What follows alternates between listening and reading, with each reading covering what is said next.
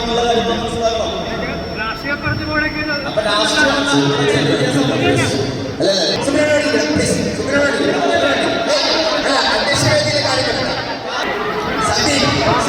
വളരെ നല്ല രീതിയിൽ ചർച്ച പോയി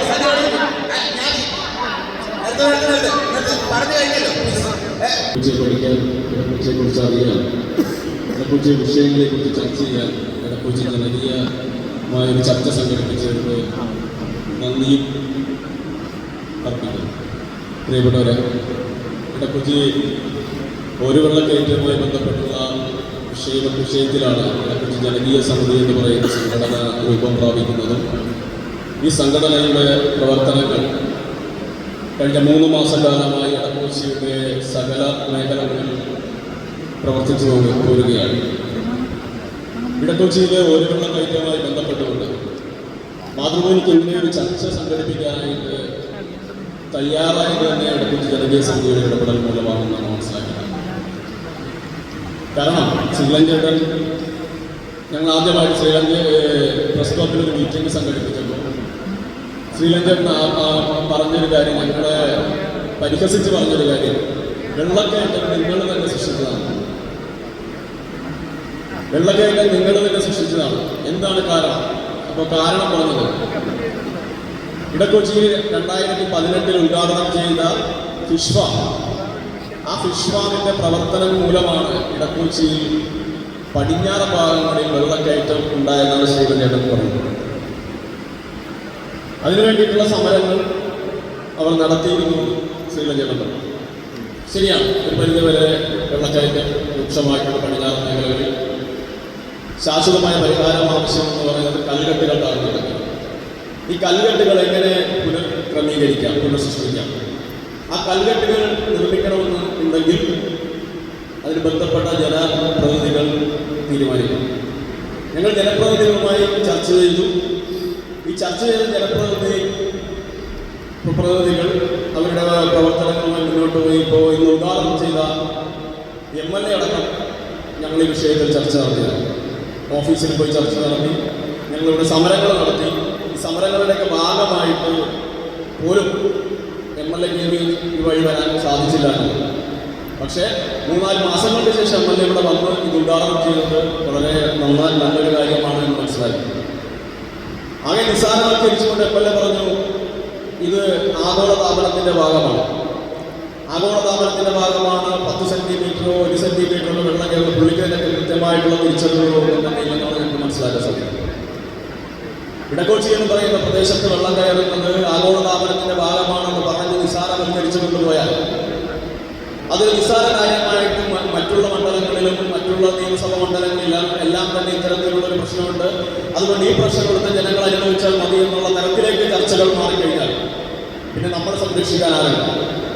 നമ്മൾ അങ്ങനെയാണ് പറഞ്ഞു പഠിപ്പിക്കുന്നത്. ഇത് ആഗോളതാപനമാണ്, ഇത് മറ്റുള്ള മണ്ഡലങ്ങളിലുള്ളതൊക്കെ പറഞ്ഞു പഠിപ്പിക്കുമ്പോൾ ഇത് നിങ്ങൾ അനുഭവിക്കേണ്ടവരാണ് എന്നുള്ള തരത്തിലുള്ള ചർച്ചകൾ മുന്നോട്ട് പോകും. അതല്ല വേണ്ടത്.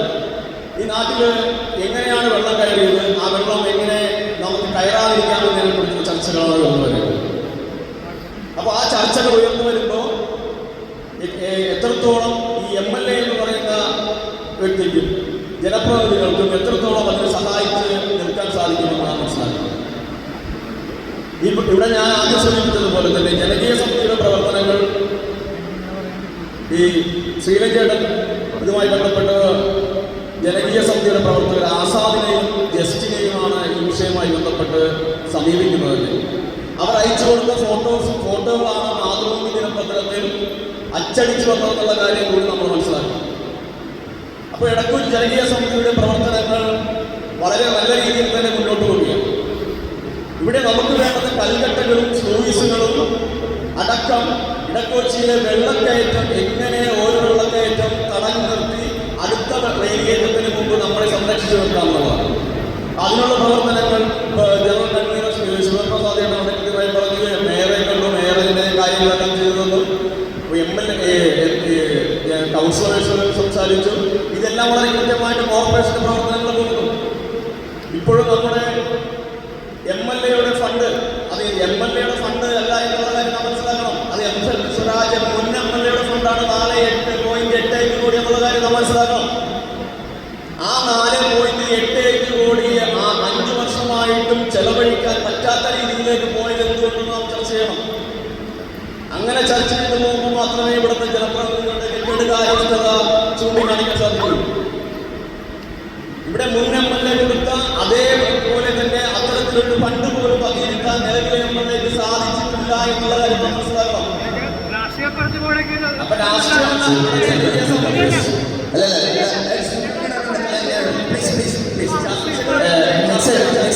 പ്രസംഗങ്ങൾക്ക് മറുപടി പറയും.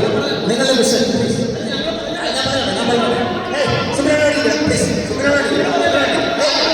അധ്യക്ഷവേദിയിലെ കാര്യം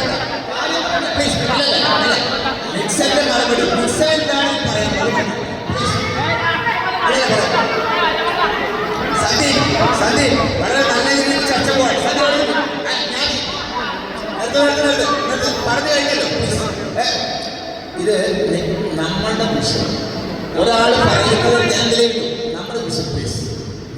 നമ്മൾക്ക് എന്താണ് പറയാനുള്ളത് പറയുക. ഇവിടെ മറുപടി പറഞ്ഞാൽ തീരില്ല. ഈ ചർച്ച നടക്കട്ടെ. നിങ്ങൾ പ്ലീസ് നിക്സൺ എന്താണ് മിസ്റ്ററിന്റെ വിഷൻ? ഈ വിഷയത്തിന് പരിഹാരം